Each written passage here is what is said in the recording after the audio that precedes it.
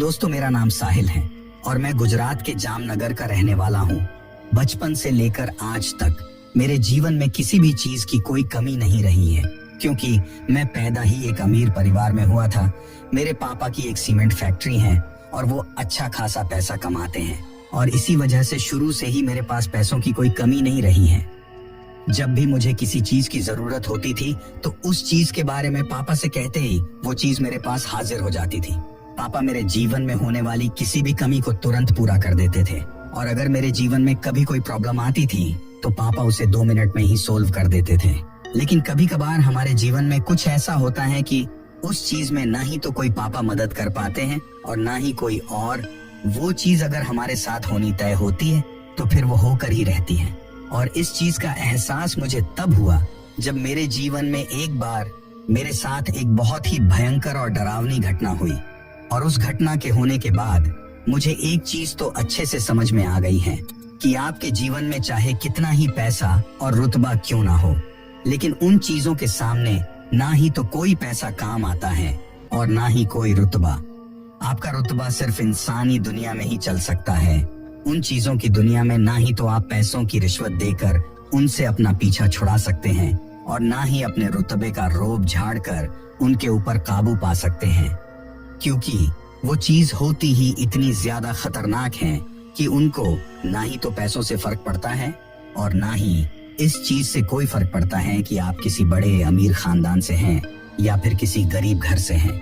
उनको तो बस इस चीज से मतलब रहता है कि अगर एक बार उन्होंने आपको अपना शिकार चुन लिया तो फिर उनसे शायद ही आपको कोई बचा पाए, क्योंकि ऐसी घटनाएं होती ही इतनी ज्यादा डरावनी है कि उस चीज के कुछ करने से पहले ही आप उसके उस भयानक रूप को देखकर ही डर के मारे मर जाओगे। अब आप लोग ये सोच रहे होंगे कि ये सब बातें मुझे कैसे पता है, तो मैं आप लोगों को बता देना चाहता हूँ कि इन बातों का अनुभव मुझे मेरे जीवन में हुई उस एक डरावनी घटना से हुआ है। और वह घटना इतनी ज्यादा भयंकर और डरावनी थी कि उस घटना के होने के बाद मेरा हर चीज से लगाव हट गया है, चाहे वो पैसा हो या फिर कितने ही महंगी कोई चीज हो। उस घटना के होने के बाद मैं महंगी महंगी चीजों को खरीदने के बजाय अच्छे कर्म करने में विश्वास रखता हूँ और मैं ये पूरी कोशिश करता हूँ कि मेरे से जितना ज्यादा हो सके मैं उतने ज्यादा लोगों की मदद करने की कोशिश करूँ और मेरे जीवन में अच्छे कर्मों का संग्रहण करूँ। दरअसल आज जिस घटना के बारे में मैं आप लोगों को बताने जा रहा हूँ वो आज से कुछ साल पहले की ही है। शुरू में बचपन में तो मैं खिलौने वाली कारों से खेला करता था, लेकिन जैसे जैसे मैं बड़ा हुआ और मेरी उम्र हुई तो मेरे पापा ने मुझे असली वाली कार लाकर दे दी और उस कार को लेने के बाद मैं कहीं भी बाहर जाता था तो उसको अपने साथ लेकर ही जाता था और लगभग हर महीने में 1-2 बार तो कहीं बाहर घूमने जाया ही करता था। काफी लोग ऐसे होते हैं जो यदि कहीं बाहर घूमने के लिए जाते हैं तो अपने साथ अपने दोस्तों या घर वालों को लेकर जाते हैं, लेकिन मेरा स्वभाव शुरू से ही थोड़ा अलग रहा है। मुझे अकेला रहना ही पसंद है और अगर मैं कहीं बाहर घूमने के लिए भी जाता हूँ तो मुझे अकेले जाना ही पसंद है। मैं अकेले में शांत तरीके से रहकर दुनिया प्राकृतिक चीजों को देखना चाहता हूँ, उनको महसूस करना चाहता हूँ और मेरी शुरू से आप इसे हॉबी ही समझे तो थोड़ा ठीक रहेगा। लेकिन मुझे इस चीज का जरा भी अंदाजा नहीं था कि मेरी अकेले रहने की यही हॉबी मुझे एक दिन एक इतनी बड़ी मुसीबत में डाल देगी कि उस मुसीबत में पड़ने के बाद मुझे इस दुनिया के अंधेरे में चलने वाली एक दूसरी दुनिया भी नजर आ जाएगी और वो दुनिया दिखने में इतनी ज्यादा भयंकर और डरावनी होगी, ये मैंने कभी मेरे सपने में भी नहीं सोचा था। दरअसल आज से कुछ साल पहले मैं उत्तराखंड घूमने जाने का प्लान बनाता हूँ और मेरे घर वालों से मैंने लगभग 1 महीने पहले ही कह दिया था कि मैं अगले महीने में उत्तराखंड घूमने के लिए जाऊंगा। तभी मेरे पापा मुझसे कहते हैं कि ठीक है, मैं तुम्हारी प्लेन की टिकट करवा देता हूँ। पापा के ऐसा कहने पर मैं उन्हें मना कर देता हूँ और उनसे कहता हूँ कि मैं अपनी कार से ही उत्तराखंड घूम कर आऊंगा। तो पापा मुझे कहते हैं कि कार से उत्तराखंड का सफर काफी ज्यादा लंबा पड़ेगा और इतनी दूर तुम अकेले गाड़ी कैसे चला पाओगे।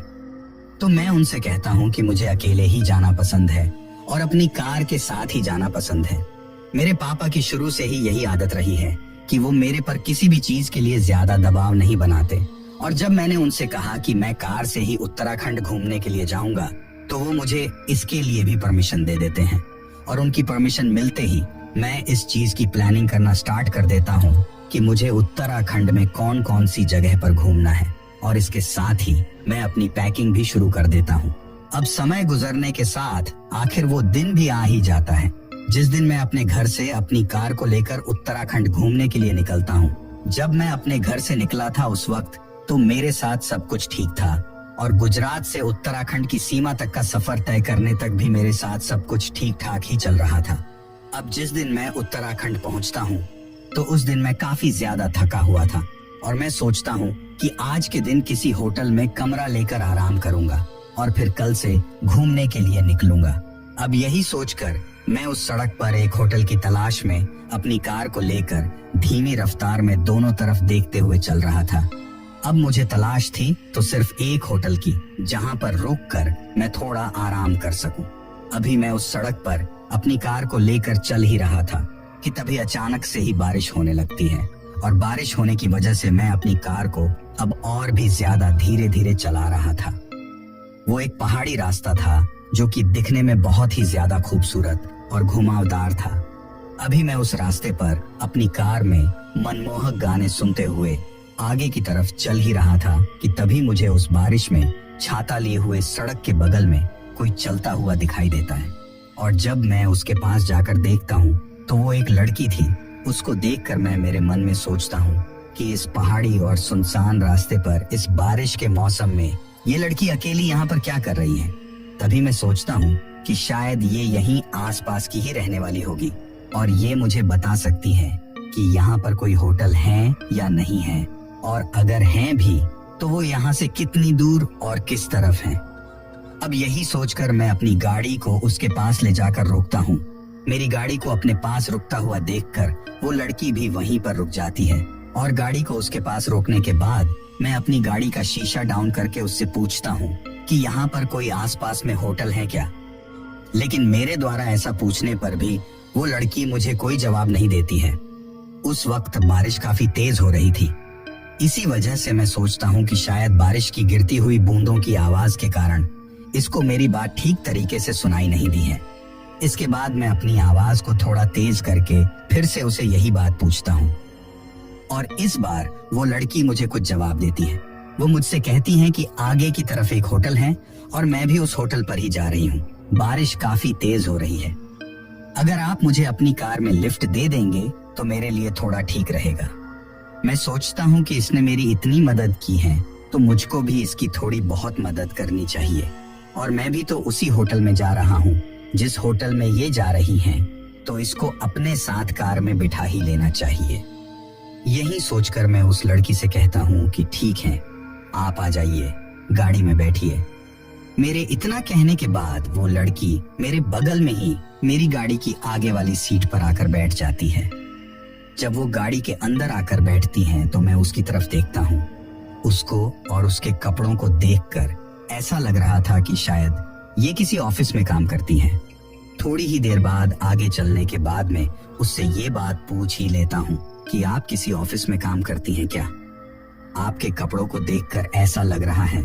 कि शायद आप कहीं पर काम करती हैं।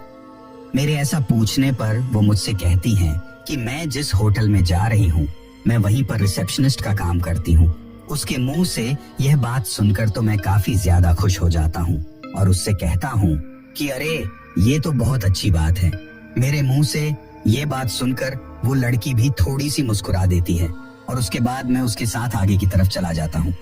लेकिन मैं रास्ते में एक चीज नोटिस करता हूँ कि जब मैं उसके साथ गाड़ी चलाते हुए जा रहा था तो वो बैठी बैठी अपने मन में पता नहीं क्या सोच रही थी, क्योंकि उसके चेहरे को देखकर ऐसा लग रहा था कि जैसे उसके मन में कुछ चल रहा हो,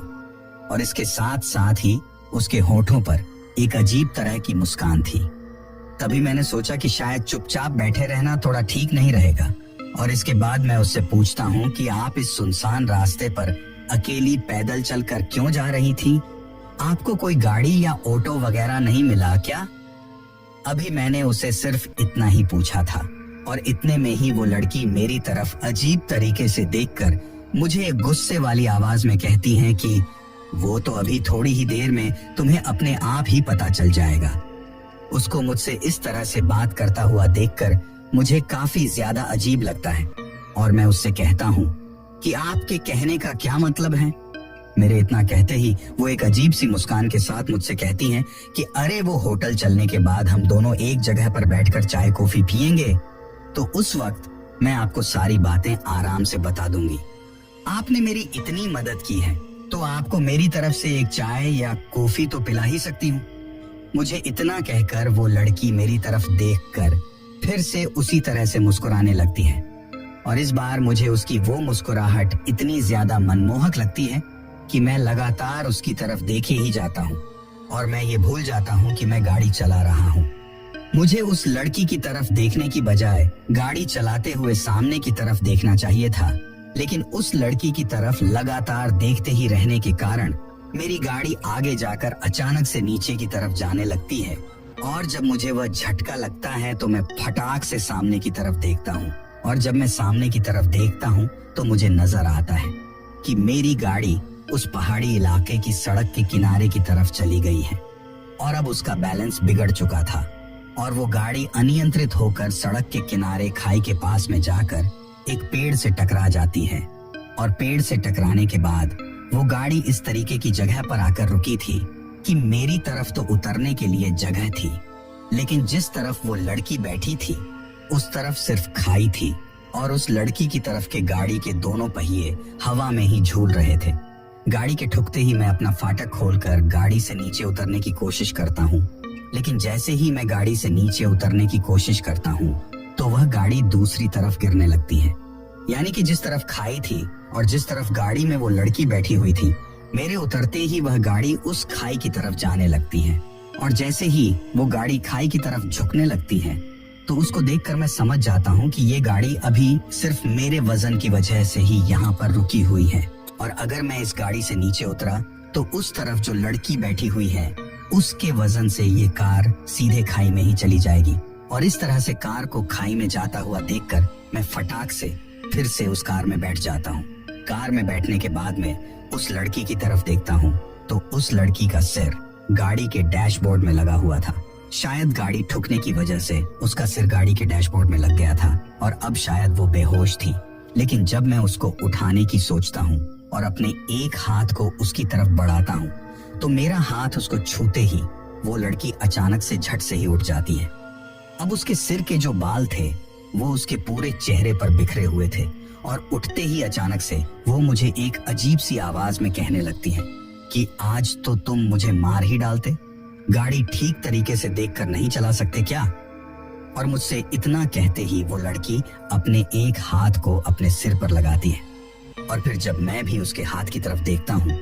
तो उस पर खून लगा हुआ था, यानी कि उसके सिर से खून निकल रहा था और अपने हाथ को सिर पर लगाकर उस पर खून लगा हुआ देखकर वो लड़की मुझसे कहने लगती है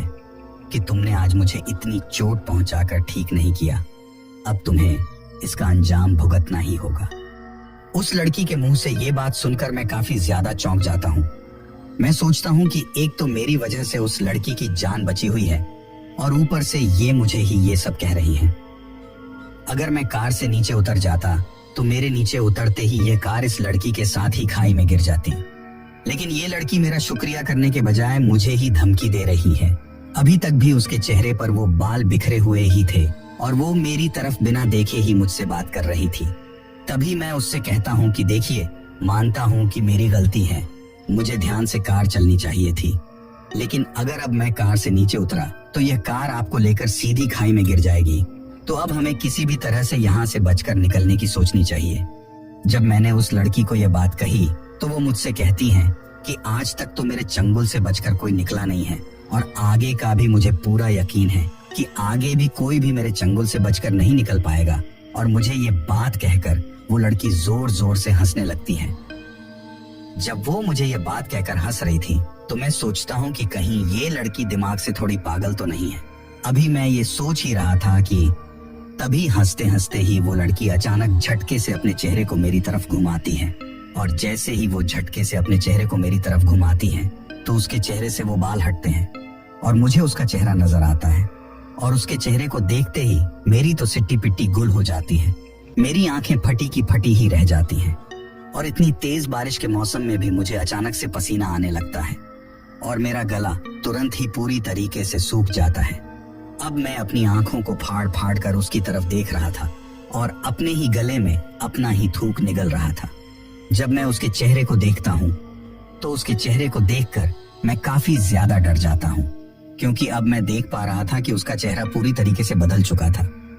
अब उसका चेहरा दिखने में किसी चुड़ैल या डायन की तरह दिख रहा था, जो कि पूरी तरीके से जला हुआ था, और उसके होंठ बिल्कुल बुरी तरीके से फटे हुए थे, जैसे किसी इंसान की एड़ियां फटी हुई होती हैं। बिल्कुल उसी तरीके से उसके होंठ फटे हुए थे और उन फटे हुए होंठों में से लाल लाल खून झलक रहा था। इसके साथ ही जब मेरी नजर उसके कानों की तरफ जाती है तो मुझे दिखाई देता है कि उसने अपने कानों में किसी इंसान की कटी हुई उंगलियां पहन रखी हैं, और वो उंगलियां दिखने में बहुत ज्यादा छोटी थीं। उन उंगलियों को देखकर ऐसा लग रहा था कि वो किसी छोटे बच्चे की कटी हुई उंगलियां हैं। अब उसका वह रूप देखकर मैं तो बहुत ही ज्यादा डर जाता हूँ। मुझे समझ आ चुका था कि आज मैंने मेरी कार में कितनी बड़ी मुसीबत को बिठा लिया है। अब उसका वह रूप देखते ही मैं वहां से भागना चाहता था। मैं फटाक से गाड़ी के फाटक को खोलकर नीचे उतरकर वहां से दूर भाग जाना चाहता था, लेकिन अब मैं इतना ज्यादा डर चुका था कि उस डर के कारण मेरे शरीर ने भी काम करना बंद कर दिया था। मैं अपने हाथ को उठाकर गाड़ी के फाटक को खोलना चाहता था, लेकिन चाहते हुए भी मेरा हाथ उठ ही नहीं रहा था। उस वक्त मुझे ऐसा लग रहा था कि जैसे मेरे पूरे के पूरे शरीर को ही लकवा मार गया हो। जब मैंने यह चीज महसूस की कि मेरा शरीर काम नहीं कर रहा है, तो फिर मैंने अपने बचने की उम्मीद को भी छोड़ दिया था। मैंने पूरी तरीके से यह मान लिया था कि आज यही मेरे जीवन का अंतिम पल है, और अब मैं बैठा बैठा अपनी आंखों के सामने अपनी मौत को देख रहा था।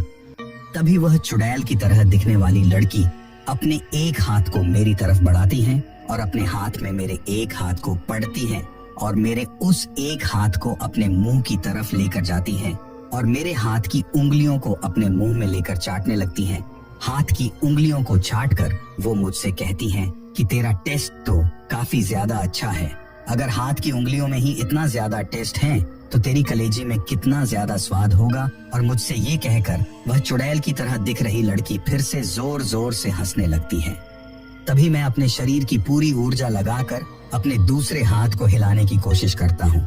और जब वह चुड़ैल मेरे दूसरे हाथ की उंगलियों को चाट रही थी तो मैं उसकी नजरों से बचते हुए अपने दूसरे हाथ को उठाता हूँ और गाड़ी के फाटक को खोलने की कोशिश करता हूँ। लेकिन जैसे ही मैं गाड़ी के फाटक को खोलता हूँ तो मुझे नजर आता है कि गाड़ी के चारों फाटक पूरी तरीके से लॉक हो चुके हैं, और अब मैं चाहकर भी इस गाड़ी से बाहर नहीं जा सकता। मेरे एक हाथ से बार बार कोशिश करने के बावजूद भी वह गाड़ी का फाटक नहीं खुल रहा था। इसके बाद मेरे एक हाथ की उंगलियां चाटते हुए वह चुड़ैल की तरह दिख रही लड़की मुझसे कहती है कि तुझे पता है, मैं भी एक दिन इसी तरह मरी थी और इसी सड़क पर मैं अपने आप को बचाने के लिए काफी ज्यादा तड़पी थी, पर उस दिन मुझे बचाने के लिए यहाँ पर कोई भी नहीं आया। उस दिन मेरे बगल से कुछ 2-4 गाड़ियां भी गुजरी थी, लेकिन उन गाड़ियों वाले लोगों ने भी मेरी मदद नहीं की, और अब मैं उन लोगों को ढूंढ ढूंढ कर यहाँ पर लाती हूँ, और यहाँ लाने के बाद उन लोगों का ठीक उसी तरीके से एक्सीडेंट करवा देती हूँ जिस तरीके से मैं एक्सीडेंट में मरी थी, और तुम भी उन्हीं लोगों में से एक हो। आज से कुछ साल पहले जब तुम उत्तराखंड घूमने के लिए आए थे तो तुम भी उस वक्त इसी रास्ते से गुजरे थे, और उस वक्त इसी जगह पर मेरी गाड़ी में आग लगी हुई थी, और उस वक्त तक मैं लगभग आधे से ज्यादा जल चुकी थी। मैंने तुम्हें अपने आप को बचाने के लिए कई बार आवाज भी लगाई थी, लेकिन तुम उस वक्त शराब और गानों के नशे में इतनी ज्यादा डूबे हुए थे कि तुम्हें उस वक्त कुछ भी सुनाई नहीं दिया था, और ना ही तुमने मेरी तरफ देखा था। अगर तुम उस दिन मुझे बचा लेते तो आज तुम्हें इस तरह से अपने आप को इस हालत में नहीं देखना पड़ता। उसके मुंह से यह बात सुनकर मैं उसको कुछ कहना तो चाहता था, लेकिन मेरे हलक से आवाज भी नहीं निकल रही थी। अभी वो मुझे इतना सब कुछ कह ही रही थी कि तभी उसने अचानक कहते कहते ही मेरी उंगलियों को चाटते हुए अपने नुकीले दांतों से उन उंगलियों को काटना भी शुरू कर दिया था। और उसने जैसे ही मेरी उंगलियों पर अपने दांत चुभाए तो मुझे काफी तेज दर्द हुआ और मैं बहुत ज्यादा तड़पने लगा और अपनी पूरी कोशिश करके उसके मुंह से अपनी उंगलियों को छुड़ाने लगा। अपने आप को इतनी पीड़ा में देखकर मन ही मन अपने मम्मी पापा को याद करने लगता हूँ और मैं सोचता हूँ कि आज अगर मेरे पापा यहाँ पर होते तो वो अपनी जान पर खेलकर मुझे इस चुड़ैल के चंगुल से बचा लेते। अब तो सिर्फ भगवान ही मुझे इस चुड़ैल के चंगुल से बचा सकते हैं और मैं मन ही मन भगवान से कहता हूँ कि हे भगवान, मुझे किसी भी तरीके से बचा लो। उस चुड़ैल ने मेरी उंगलियों में अपने दांतों को इतना ज्यादा चुभा दिया था कि अब तो मेरी उंगलियों से खून भी निकलने लगा था और मेरी उंगलियों से निकल रहे उस खून को वह चाटने लगती है। तभी उससे अपने आप को छुड़ाने की कोशिश के दौरान मेरा एक हाथ मेरी गाड़ी के म्यूजिक सिस्टम के ऊपर लग जाता है और उस चुड़ैल से अपने आप को छुड़ाने की कोशिश की झड़प में ही उस म्यूजिक सिस्टम का एक बटन दब जाता है और उस बटन के दबते ही गाड़ी में तेज तेज हनुमान चालीसा चलने लगती है। यह वही हनुमान चालीसा थी जिसको मैं रात के वक्त गाड़ी चलाते हुए सुनसान रास्तों पर सुना करता था और इस रास्ते पर आने से पहले भी मैं उस हनुमान चालीसा को ही सुन रहा था और वह हनुमान चालीसा बीच में ही मेरी बंद की हुई थी। लेकिन जैसे ही मेरा हाथ उस बटन के ऊपर लगता है तो वह हनुमान चालीसा फिर से शुरू हो जाती है और हनुमान चालीसा के शुरू होते ही वह चुड़ैल अपने आप ही मेरे हाथ को छोड़ देती है और अपने दोनों हाथों से जोर जोर से अपने दोनों कानों को दबाने लगती है और उस हनुमान चालीसा की आवाज को सुनकर थोड़ी ही देर में उस चुड़ैल के कानों से खून के जैसा कुछ निकलने लगता है। जब मैं उसको देखता हूँ तो वह खून नहीं था बल्कि वो तो कोई हरा हरा तरल पदार्थ था। लेकिन उस वक्त मुझे अपने हाथ पर इतनी ज्यादा पीड़ा हो रही थी कि वो मुझसे बर्दाश्त नहीं हो रही थी और जब मैंने अपने हाथ की उंगलियों की तरफ देखा तो उस चुड़ैल ने मेरे हाथ की उंगलियों को काफी बुरी तरीके से काट लिया था। जब वह हनुमान चालीसा चली तभी गाड़ी में एक आवाज आती है और वह आवाज गाड़ी के फाटक के अनलॉक होने की थी। आप में से जिन भी लोगों के पास गाड़ी है वो लोग ये चीज अच्छी तरीके से जानते हैं कि जब हम गाड़ी के फाटक को लॉक और अनलॉक करते हैं तो एक आवाज आती है और वही आवाज उस वक्त मुझे सुनाई दी थी। उस आवाज को सुनते ही मैं समझ जाता हूँ कि गाड़ी के फाटक अपने आप ही खुल चुके हैं। जैसे ही मुझे ये चीज पता चलती है मैं तुरंत गाड़ी के फाटक को खोलता हूँ और जैसे ही वह फाटक खुलता है तो मैं तुरंत गाड़ी से नीचे उतर जाता हूँ और बदहवास होकर वहां से भागने लगता हूँ। अब जैसे ही मैं उस गाड़ी से 10-15 कदम दूर भागा था तो वो गाड़ी उस खाई में गिर जाती है और उस खाई में गिरने के बाद उसकी बहुत तेज आवाज आती है और उस आवाज के साथ ही एक जोर का धमाका होता है और एक आग का गोला ऊपर की तरफ उठता हुआ दिखाई देता है। उसको देखकर मैं समझ गया था कि शायद गाड़ी के डीजल का टैंक फट गया होगा और गाड़ी ब्लास्ट हो गई है। इसके बाद मैं वहां से भागता हुआ उस रास्ते पर आगे की तरफ गया जहां पर मुझे वन विभाग का एक ऑफिस दिखाई देता है और जब मैं उस ऑफिस के अंदर जाता हूं तो वन विभाग के लोगों ने मेरी वह हालत देखी और मेरी वह हालत देखकर वो लोग भी काफी ज्यादा चौंक गए। इसके बाद उन्होंने मेरी उंगलियों पर पट्टी बांधी और जब मैंने उन्हें अपने साथ हुई सारी घटना के बारे में बताया तो वो लोग भी काफी ज्यादा चौंक गए और उसके बाद मैं उन्हें अपने बारे में भी बताता हूँ कि मैं गुजरात के एक बिजनेसमैन का बेटा हूँ। इसके बाद उन लोगों ने मेरे पापा के पास फोन किया और मुझे अपने घर तक पहुंचाने में मेरी काफी ज्यादा मदद की और उस दिन तो गाड़ी में हनुमान चालीसा चलने की वजह से मेरी जान बच गई। उस हादसे के होने के बाद मैं अब रोजाना सुबह शाम मेरे घर में हनुमान चालीसा का पाठ करता हूँ। तो दोस्तों, ये थी हमारी आज की कहानी। कहानी आपको कैसी लगी कमेंट बॉक्स में कमेंट करके जरूर बताना।